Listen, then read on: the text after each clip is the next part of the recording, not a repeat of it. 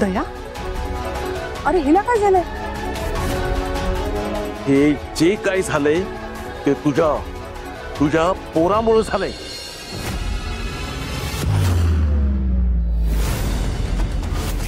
म्हणजे धैर्यामुळे?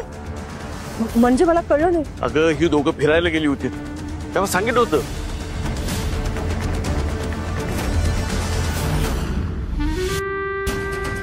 इंजिनचा काहीतरी major problem झालाय. अहो मग आता काय करायचं? मेकॅनिकला लोकेशन पाठवतो. तुम्ही जरा मागवा.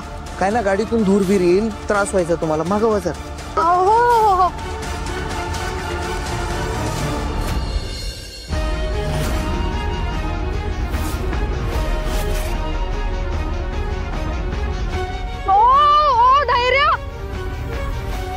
खाली रस्त्यात उतरलं आणि तो निघून गेला. काय करायचं माझ्या पोरगीनं? आणि मी तिथेच थांबले त्यांची वाट बघत. तेवढ्यात एक मूर्ख गाडीवाला आला आणि चिखल उडवून गेला माझ्यावर.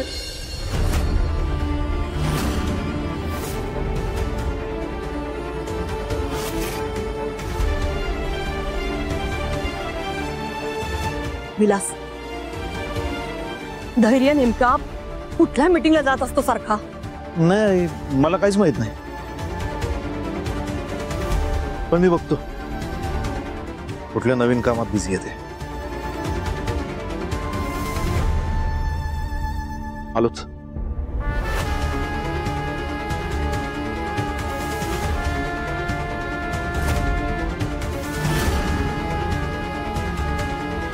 हिरा तुझा फ्रेश होऊन जा.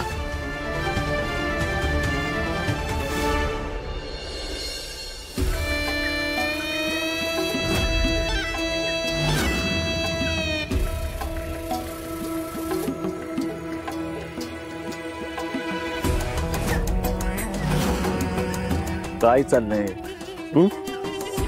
काय चाललंय हे? धैर्य हे काय वागतोय? मला काय त्याचं खरं वाटत नाही. नक्कीच काहीतरी गडबड आहे. माझ्या पोरीशी तो असं कसं वागू शकतो? हे बघ, लक्षात ठेव, शेवटचं सांगतोय, भाच्यामुळे जर आता परत माझी पोरगी रडली तर तिच्यापेक्षा तुला 10 पटीने रडायची वेळ आणीन.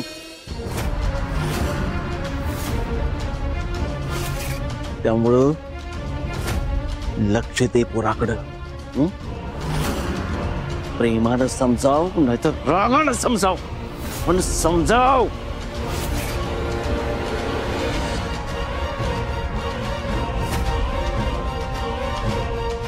उगाच जर त्यानं चुकीचं पाऊल टाकलं तर मग माझी बोट बरोबर सेंडचं बटन दाबतील.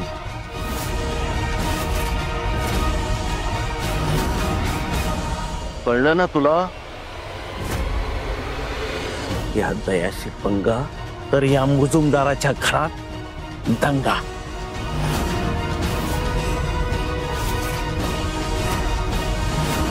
बंग.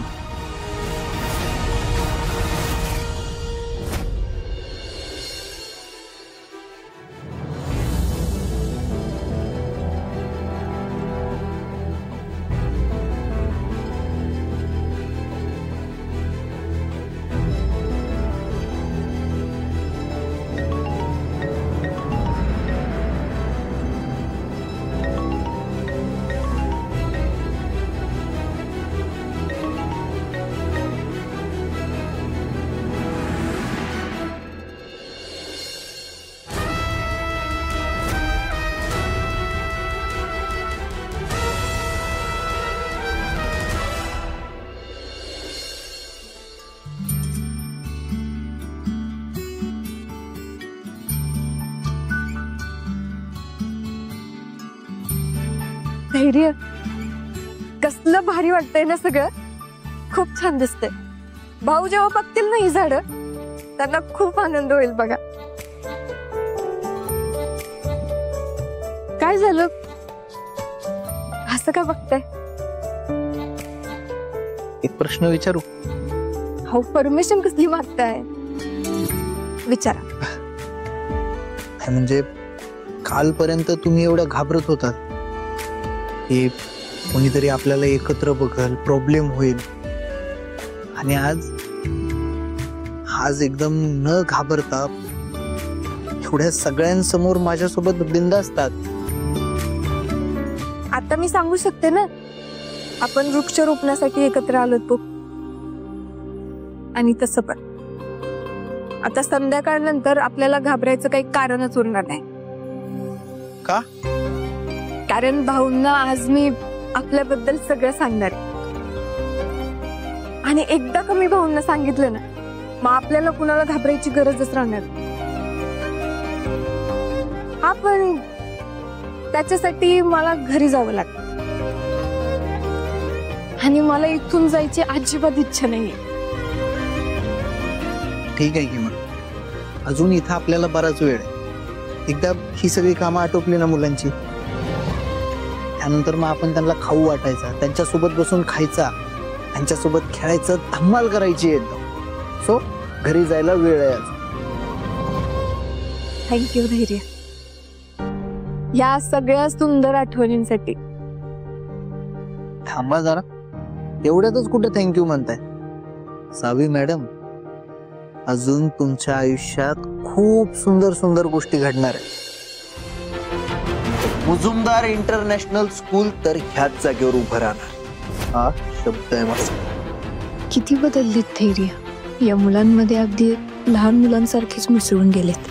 धैर्यांमधला हा बदल जसा मला दिसतोय तसा भाऊंना पण नक्की दिसेल, आणि भाऊ आमच्या प्रेमाला नक्कीच मान्यता देतील.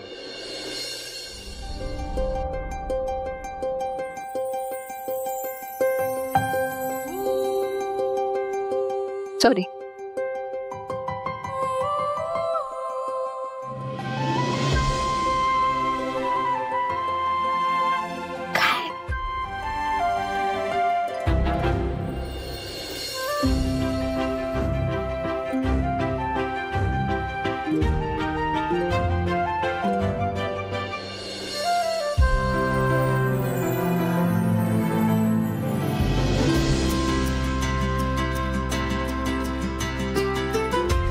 Thank you so much.